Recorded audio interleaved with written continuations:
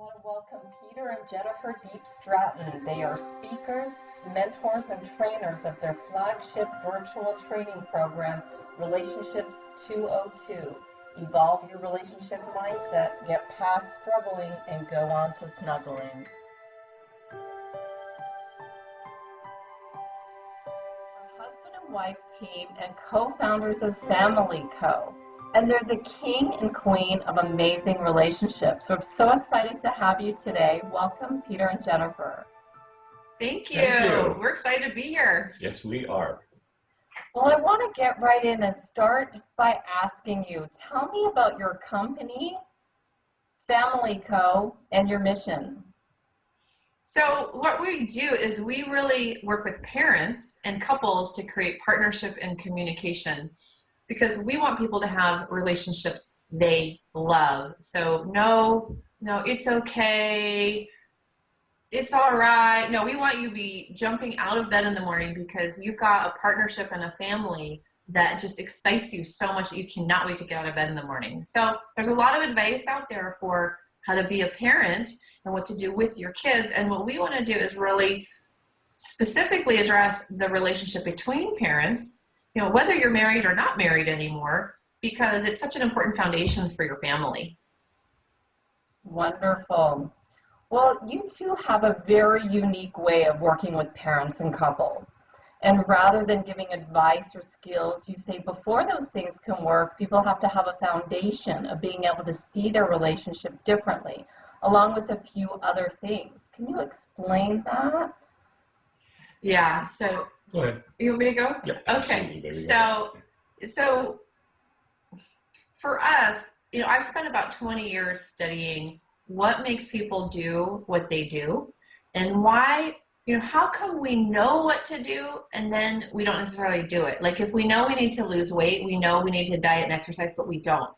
It's like knowing that information doesn't really make a difference. And the same thing happens in relationships. Like, you shouldn't say something, and you need to say it in a different way, but you can't figure out how else to do it. Or even if you do know, you still, stumble down that same road again. So You can't stop yourself. you can't, So I spent a long time studying why we do what we do and what motivates us. What's the thing that really makes a difference? And there is a lot of advice out there. There's a lot of skill type of thing we'll teach, which is all great. It's just that we say you've got to get one step behind the advice, one step behind the skills in order for them to actually work for you. And that's for us is how you see your relationship or how you see the person you're in the relationship. Like how I see my husband. If I see him as a great husband, very giving, very thoughtful man. Thank you. Which I do, then I'm going to interact with him differently than if in the background and in my mind I'm thinking, he's kind of lazy and he kind of doesn't pay very much attention to me and he forgets things and I don't really like how he takes care of our kids. And he doesn't agree with me. He's okay. He always does that one thing. And that's sort of the telltale sign that you might be thinking of somebody in a certain way, is that you have an always, he's always that way or he is just that way. And how I see him completely changes what I say to him and what I interact with. So we work with people so that they can see their relationship differently. That's wonderful. I just read an article the other day. Things come across on my email all the time, and it was about some things that we should always be saying to our spouse or our children. And it started out with something that said, I do this, and focusing on, I love how you play with our children. I love how you're teaching them how to ride their bicycles. And that just really woke me up because, you can look at your spouse and think of what they're not doing right, or you can look at them and think about what they're doing right. And it puts you in a completely different frame of mind. And I found that helps as well. Or even my child, I love how you're coloring today, or I love how you're practicing your letters. And then I notice she starts doing it because I've added emotion I love. And so it just changes everything when you look at that person. Like you said, in a Yes. positive way. Yes, that is a really great action to take, is to say, you know, I love, rather than, you know, you never do this, you never do that, or gosh, I wish you would do this. You know, the action of saying in the front of your sentence, I love it when you, and you do that. So, but the thing is you can't just be saying it. You've got to actually mean it. Right. It's not good enough. I mean, we all know we shouldn't say mean things, right? But if the energy or the intention behind what you're saying isn't really real, or Right. it still doesn't quite work. And so, you know, one of the things we've been studying and that we've implemented in our programs is what does it really take to see your relationship and your spouse differently In a new light. That's not just lip service, but it's really real. And that's where the big dramatic shifts we see in relationships. Grab the coffee cup and let's do So this. we'll give you an example. Okay. So, okay, are you ready? So I don't know if this is a great. See my cup? I can, yes. Let me let me just look at this real quick. A bunch of different words on it. It's words, right? You don't have to see the Oh, words. okay. Okay, so this is the cup. It's got a handle. Why don't you hand it to me and I'll. And it's got mimic. a smooth side, right? Okay, so if I hand you the cup, Seeing it from this side, see the handle. Right. So go to grab the cup. Perception. So I go to grab the cup and I grab it with my hands open like this and I grab it this way. Go ahead. Okay, so look at his hand. See how it's shaped like a C? Mhm. Okay. Now if I go like this and I say, here, honey, grab the cup. Now look at his hand. It's shaped like that, right? To grab the handle, right? Now, here's the question. Did you think about your hand and how you were going to grab the cup? No. It's automatic. It's automatic. And so that's the point about being able to see a relationship differently, because you interact with it is automatic. There's no thinking. It's automatic with how you perceive the cup. Yeah. Same thing with your relationship. So, yeah. So here's how do we get to that? The only way, it hits me sometimes. Tragedies happen. You see families, they lose a spouse, and it hits me in the heart. And for that moment, I'm thinking, oh my gosh, emotion hits you. How are they moving forward? And then I look at my spouse in that same way. I love how you do this. I love how you do that. And then life goes on, and we get a rough patch. And then how do you always stay in that fresh phase? Such a great question. Great question. You can't. Oh. Yeah, life, I call it lives. And it's going to have you do what you do, think what you think.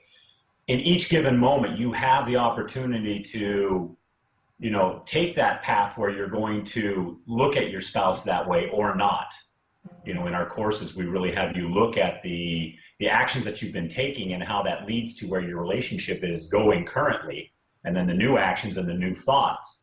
So, you know, when you're aware of it, there's a facility that you're now that's available to you where you can make that choice. And you're human.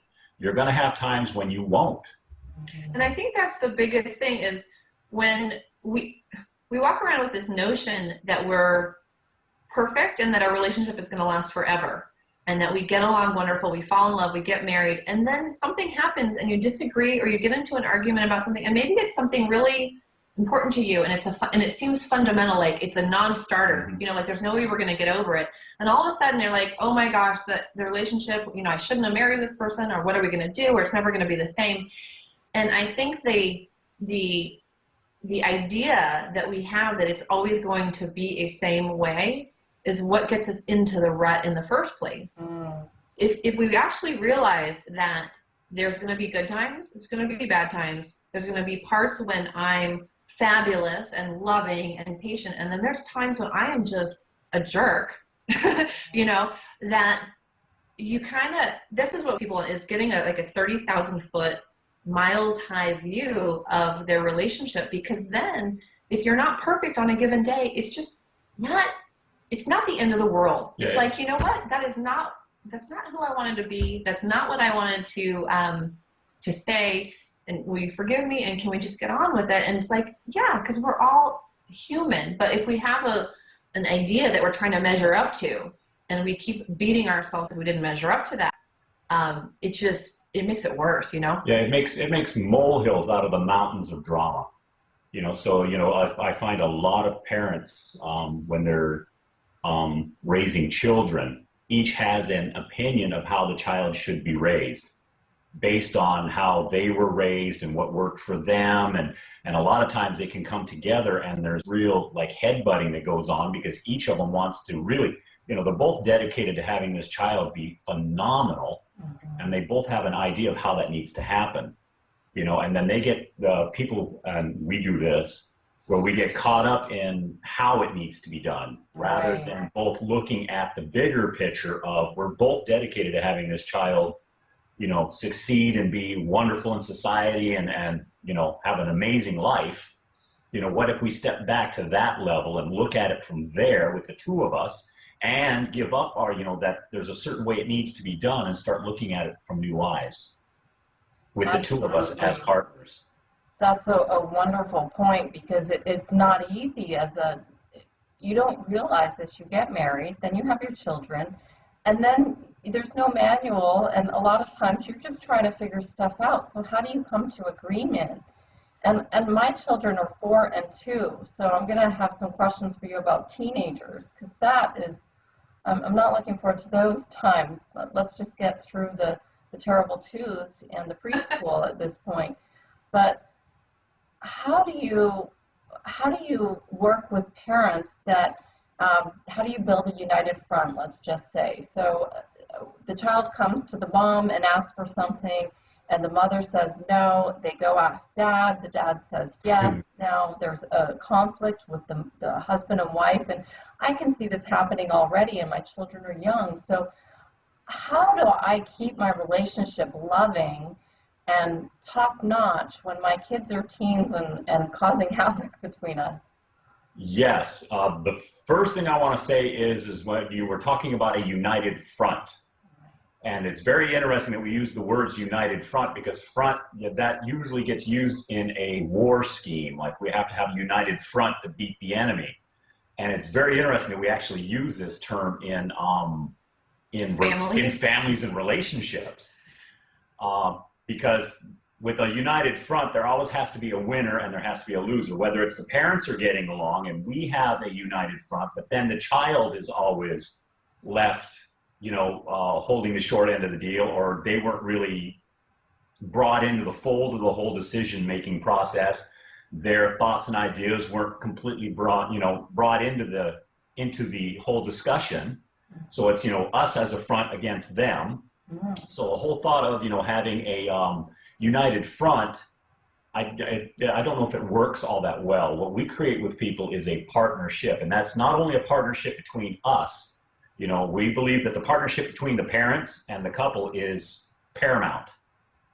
To have that down flat and working beautifully, and then you bring a child into the fold of those partners working together. We actually at our house have created what we call Team D.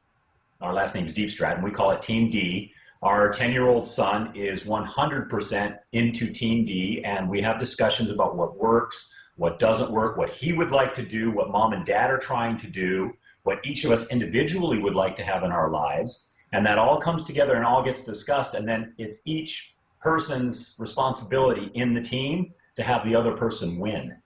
Wow. So our 10-year-old's always looking to try to have us win and fulfill on what we want to do in our lives, and then we're always looking to have him fulfill on what he wants to fulfill. So now instead of a battle where we're constantly fighting each other, we now have champions. Jennifer's my biggest champion. She's always looking to see what I need in my life so I can be fulfilled.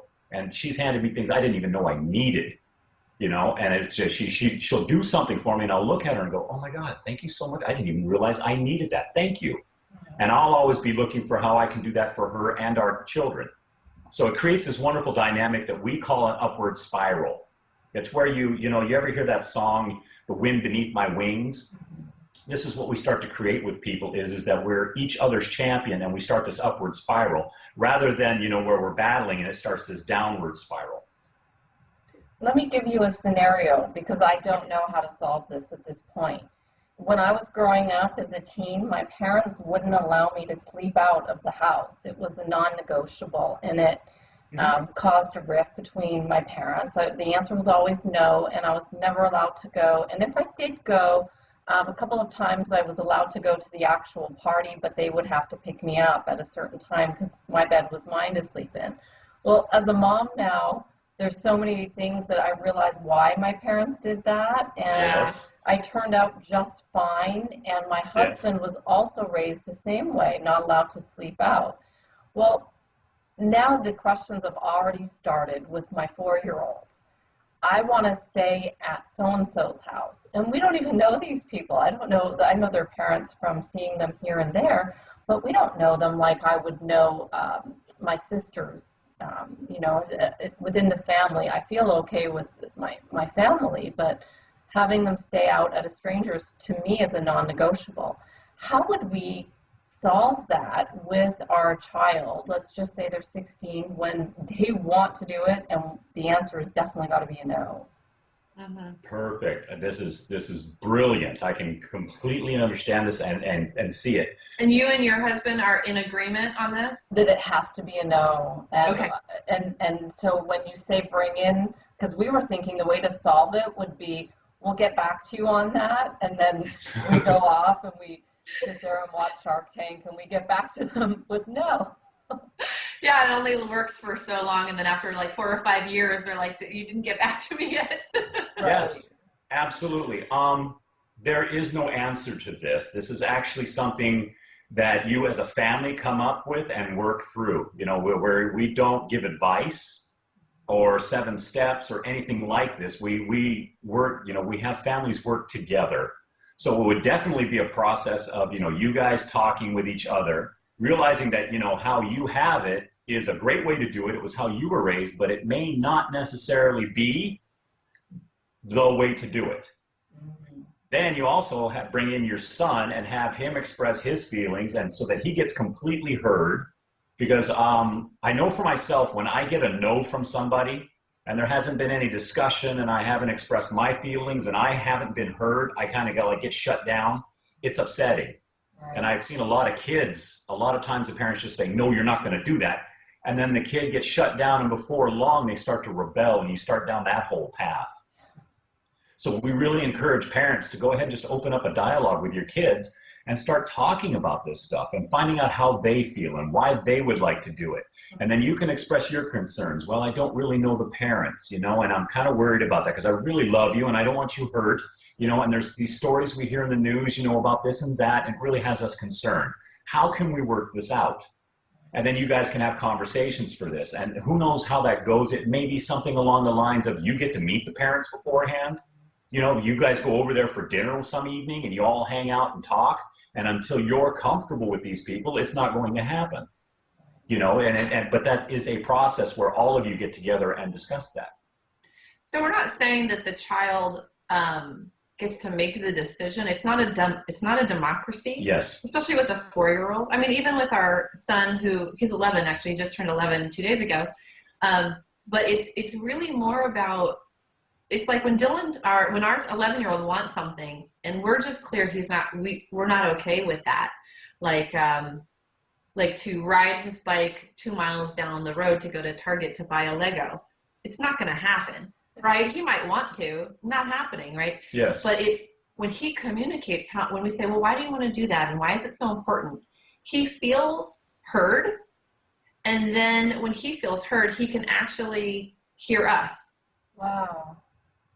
As long as we're just saying no, it's just loggerheads, there's right? Anger. There's just anger there for him because he hasn't been expressed. He hasn't gotten his thoughts and ideas out. He's just been shut down. Right. So once he's heard, about it that way. Yeah. So once he's heard, there's space for him to hear us, and then we say, you know what, we totally understand.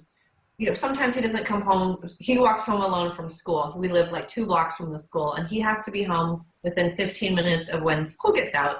Otherwise, we go start looking for him. And we live in a very safe neighborhood, but that's our family rule, is you have to be in the door within 15 minutes. And sometimes he'll forget and go to a friend's house. And, of course, we know where he probably is because we know who his friends are. but we don't want to be worrying about that, and that's not our agreement. And so when he, and so of course there's consequences, but we explain to him, look, we know that you know where you are, but we don't know where you are. And what do you think that's like if we really don't know where you are? And he goes, oh, you probably are worried about me. And I'm like, exactly. But he's not thinking about that at the moment because he's in his own little world. But when we start to really have a dialogue about what's happening for him, I asked him, what were you thinking? He's like, oh, I was just at Nick's and I knew that you would know I was there because he's my friend. And we're like, but we didn't know, because there's things that can happen and we don't want to scare him, but we express our concern, and he starts to go, oh. Wonderful. I love these tips. This is so helpful. Thank you so much, because we're not taught these skills anywhere. No. And I think for a 4-year-old, I mean, it's harder because they're not as able to articulate, but you start with that. You just start somewhere, like, well, what is that like? And I understand that you're mad and that you really want that, and it's not okay with mommy. And then you can have a more advanced conversation as they can understand more. Right. And what else can we do to have a solid partnership and foundation as a family? What other recommendations do you have? Well, one of the things that we really work with people on is creating, we call it our North Star. And it started when a couple months after Peter and I decided that we were going to be together for the rest of our lives, he asked me, what do you want our relationship to represent for the world? And I was like, yeah, it's kind of an odd question to ask somebody. Right. Like, what do you want our relationship to be? Like, not just for ourselves, like I'm in my relationship because I want something from him, but what do we represent as a couple out there in the world? Like, what's our purpose? It's sort of like a family or a couple's purpose. Yes. And what we said is we wanted our relationship to represent what is possible for couples and for marriage. And we brought that same question to our children is, what do you want our family to represent? And of course, we're leading the way that we want to represent what's possible for families. And they're following suit. It's like, so our North Star is, it's like that point in the sky or on the horizon that we all agree on is really important as a purpose for what we're really doing here on this planet. Wow. And even though we might have different ways of getting there, we can all agree that that's the place that we're going. And so there's lots of space for each of us to have our own individual ways that we might try to get there. He's a stay-at-home dad. I run our business. Our son goes to school. But inside of that, each of us is like, okay, where we're going is we want to show families what's possible inside with our relationship with each other. And so that helps us line up if there's disagreements on, hey, is this really serving where we ultimately, what we say is our purpose or our North Star for our family. These are wonderful tips, and I'm so thrilled that I had the chance to discover you and to learn these strategies for myself and for our viewers at AchieveIT360, because we have a lot of people that come to the site and they're looking for tips and tricks on ways just to live life in a better way. And so I'm just so thrilled that we found you. If someone wants to learn more about you, we're going to put it on the video. But the best way to find you would be, let me know your website. Yeah, it's www.familyco.com. It's FAMILYCO, all one word, .com.